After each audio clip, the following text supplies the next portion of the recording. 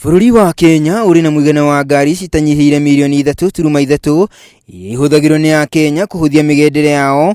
Ĩndĩ namba ĩno nĩ ĩkoretwo ĩgĩcũngĩrĩria muthianiiriro mũnene wa ngari makĩria taonini ya Nairobi, ũndũ ũrĩa ũcũngĩrĩirie thirikari kwambĩka mũtaratara wa kurehe bathi mirongo 64 kuma bũrũri wa South Africa na migithi 11 kuma bũrũri wa Spain mũbango-inĩ wa gũcokia Riri taonini ĩno.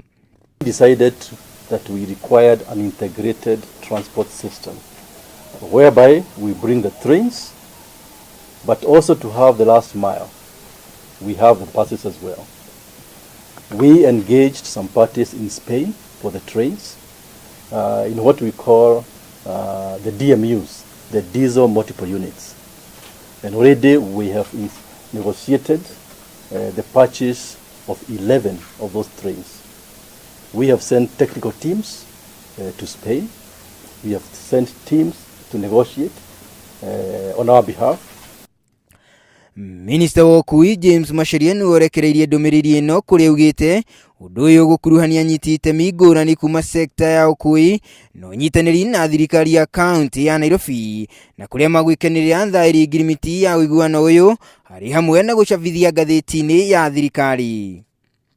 The purpose of fast-tracking this thing is to decongest the city of Nairobi.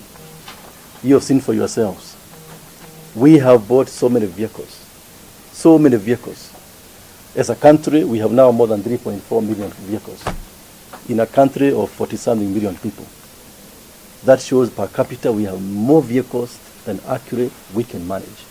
And therefore, we require a very robust public transport system so that people can stop buying more vehicles and use public transport just like it happens elsewhere. Macharia nĩ ahutĩrĩirie mamwe ma maũndũ marĩa bathi ici cibatie gũthingatithia nĩguo gwĩtĩkĩrio gũkua gũkũ bũrũri-inĩ. Wa mbere arĩ bathi icio gũkorwo na mĩrango ĩrĩ mwena wa ũrĩo, ũgitĩri wa ndereba na itigũkorwo na nginyo cia mũndũ agĩcuka mũciĩ gũkorwo cirĩ nguhĩ mũno kĩingĩrĩro-inĩ, o hamwe na ũhoti wa gwĩtiria kũgaragara hĩndĩ ya mũtino. BRT has 2 doors on the right hand side. Yeah, that is a feature which is very clear and which must be complied with. The size of the BRT buses, we go into those kind of details, measured to the nearest millimeter, because these are buses which must be aligned to the stations which we are trying to do. It has driver-controlled safety gadgets. It is not just a driver getting in and driving these buses. These BRTs have no steps. You align the entry basically to the ramp. Gũkĩrĩ ũguo thirikari nĩ ĩranĩire atĩ nĩ igĩte keheri thikũ 2 arĩcio Jumatano na Jumamothi nĩguo kũhe mũkaana ngari ciothe cia ũkui wa mũingĩ na cia andũ kĩũmbe kwaga kũingĩra taoni-inĩ ya Nairobi nĩguo kũhe mweke onjoria mĩkĩra-inĩ kwenderia kuo. We have come up with this concept of a car-free day. We've set aside Fridays and Saturdays as days where ultimately the entire CBD will be locked out for private vehicles and public vehicles.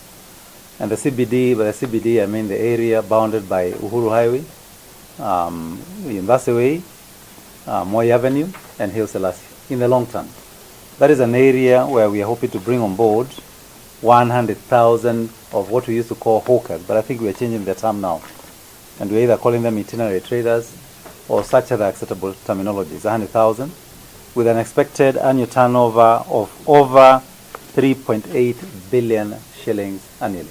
So they can get the ajira we talk about. Thirikari nĩ yugĩte ũndũ ũyũ nĩ ũkũnyita itemi inene mũno harĩ kũgacĩrithia ikonomi ya bũrũri, kũrĩa ĩtanyĩte gũkorwo ĩkĩũngania mũigana wa ciringi milioni 69 harĩ mweri kuma kũrĩ onjoria aya.